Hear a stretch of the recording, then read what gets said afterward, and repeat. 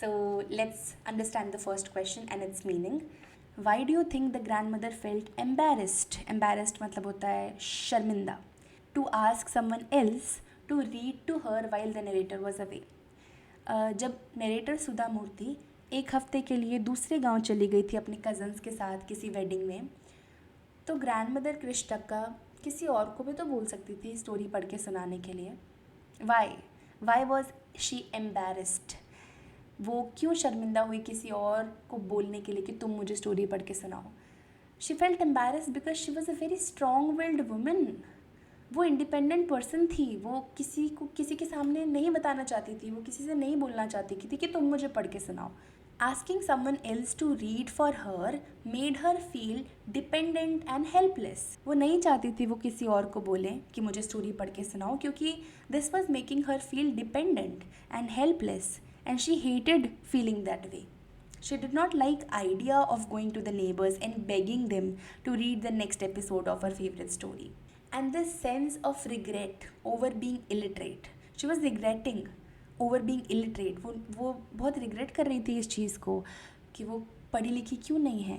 And this was the reason which made her realise कि उन्हें Kannada alphabet खुद से पढ़ना सीखना है. इसीलिए वो किसी और के पास नहीं गई कि तुम मुझे पढ़ के सुना दो. उन्होंने सोचा अब मुझे डिपेंडेंट नहीं रहना है किसी और के ऊपर, अपनी ग्रैंड डॉटर के ऊपर भी नहीं. और इसीलिए उन्होंने खुद से कन्नड़ा अल्फ़ाबेट्स सीखने शुरू किए अपनी ग्रैंड डॉटर से ही. Why does narrator initially laugh at grandmother's determination? हम इस बारे में अभी बात कर रहे थे कि शुरू में नरेटर सुधा मूर्ति को ये चीज़ ridiculous क्यों लगी. That her grandmother wants to learn alphabets at the age of 62. She found it amusing and ridiculous. और शुरू में वो हंसी भी थी इस चीज़ के ऊपर. सवाल है कि क्यों? Why initially she laughed at her grandmother's determination? She laughed because she finds the idea of a 62-year-old woman starting to learn alphabets very unusual. क्योंकि ऑथर को ये बहुत unusual लगा था, इवन उसे ये ridiculous लगा था. आप यहाँ पर एक और वर्ड यूज़ कर सकते हो which is amusing. She was amused by this. She was very confused and shocked at the same time. इस चीज़ को देख करके why would she want to learn alphabets at the age of 62?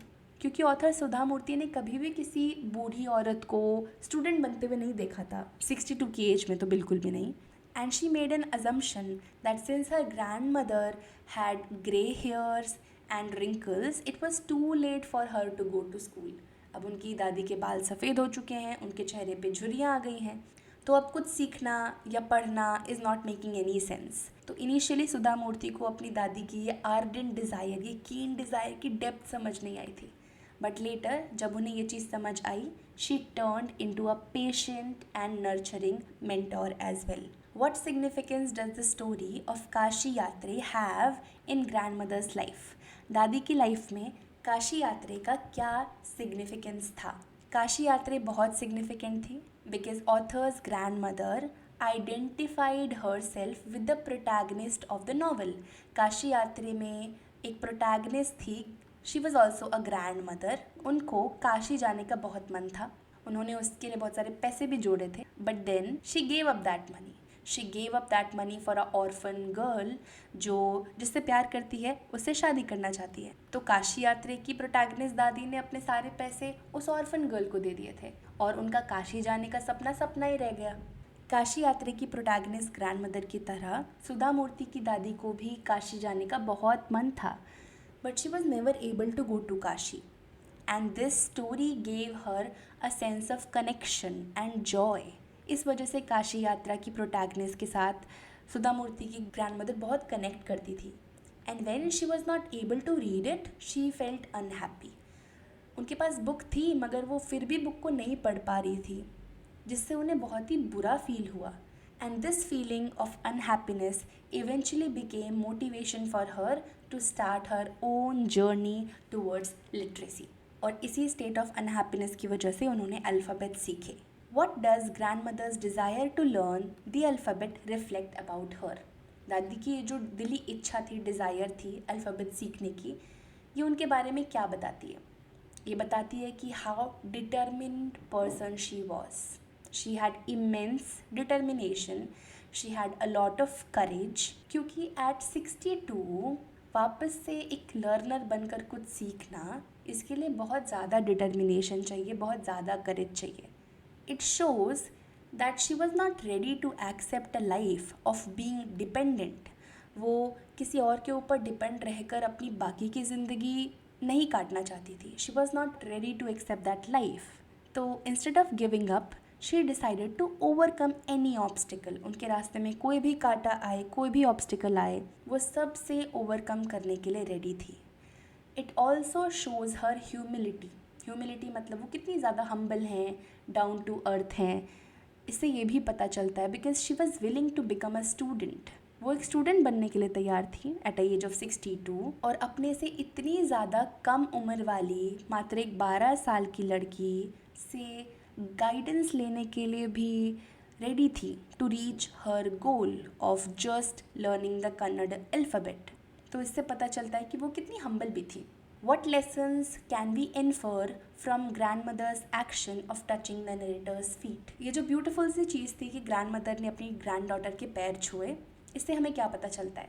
इस unusual act से हमें पता चलता है that teacher should always be respected irrespective of gender and age. No matter उनका क्या जेंडर है, क्या एज है, हमें हमेशा अपने टीचर्स की रिस्पेक्ट करनी चाहिए. ग्रैंडमदर सिर्फ अपने ग्रैंड डॉटर के पैर नहीं छू रही थी. She was touching the feet of a teacher who had helped her become independent. वो उस टीचर के पैर छू रही थी जिसने उन्हें इंडिपेंडेंट बनने में हेल्प करी. It shows that in quest for knowledge, quest का मतलब होता है finding something which is very unusual, difficult search of something. तो इससे ये पता चलता है कि जब आप नॉलेज खोजने निकलते हो, आपको किसी भी व्यक्ति से वो नॉलेज मिल रही है, whoever provides the light of education deserves highest respect. जो भी आपको कुछ भी सिखा रहा है, you ought to give respect to that person even if they are much younger. भले ही वो कितने ही छोटे हों उम्र में, जेंडर और एज से कोई फ़र्क नहीं पड़ता. If you are learning something from somebody, you should show them some respect. What does the line "For a good cause, if you are determined, you can overcome any obstacle" tell us? ये line आपकी book की है कि एक अच्छे cause के लिए, एक अच्छी चीज़ के लिए अगर आप डिटरमिंड हो तो आप कोई भी ऑब्स्टिकल को क्रॉस कर सकते हो. इस लाइन से हमें क्या पता चलता है? ये लाइन रिप्रेजेंट करती है हमारी स्टोरी की एक ब्रॉड थीम को. And the theme of the story is, आपने अभी तक तो रियलाइज़ कर ही लिया होगा कि लर्निंग के लिए there is no age bar. This is one thing that we are understanding from this story. It tells us that age, lack of schooling, household duties, ये सारे छोटे छोटे obstacles हैं. If you want to reach somewhere, if you have a good cause, जैसे कि grand mother की इच्छा थी सेल्फ रिलायंट बनने की, which was a good cause, और एक गुड कॉज के साथ साथ अगर आपके पास एक स्ट्रॉन्ग डिटर्मिनेशन है तो आप कुछ भी अचीव कर सकते हो, no matter where we are in life. Now moving forward, the last question. How does the story highlight the value of education in supporting personal independence? इस स्टोरी में कैसे इस चीज़ को हाईलाइट किया गया है कि एजुकेशन कितनी ज़्यादा इंपॉर्टेंस है पर्सनल इंडिपेंडेंस को गेन करने के लिए. This story really shows that education is truly की टू इंडिपेंडेंस. दादी ने कन्नड़ अल्फ़ाबेट सीखे and that's how she became independent. At the beginning grandmother was very unhappy, she felt helpless क्योंकि वो पढ़ी लिखी नहीं थी, शी वॉज इलिटरेट. स्टोरी के लास्ट में आते आते हमने देखा कि काशी यात्रे के पब्लिशर का नाम और बुक का नाम वो कॉन्फिडेंटली खुद से पढ़ पाई. तो एजुकेशन ने उन्हें एक डिपेंडेंट इंसान से एक कॉन्फिडेंट इंसान बनाया who passed her test with flying colours. इस स्टोरी से हमें साफ साफ पता चलता है that literacy gives a person power to live with self respect. Literacy से आपको पावर मिलती है सेल्फ रिस्पेक्ट के साथ जीने की. Now this was our story. अगर पूरे लेसन को 3 पॉइंट्स में ब्रेक डाउन करना हो तो सबसे पहला पॉइंटर जो सबसे इम्पॉर्टेंट था that there is no age bar for learning. सीखने की कोई उम्र नहीं होती, जब भी आप चाहो तब सीख सकते हो, जो भी आप चाहो सब सीख सकते हो.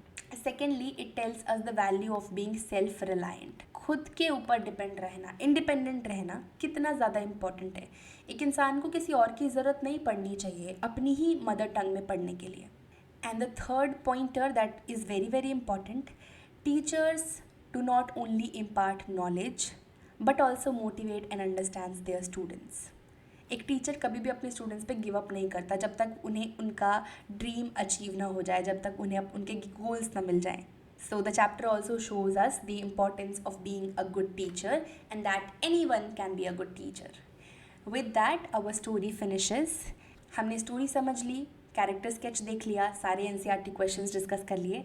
अब मिलते हैं आपसे अगली वीडियो में. I hope it helped.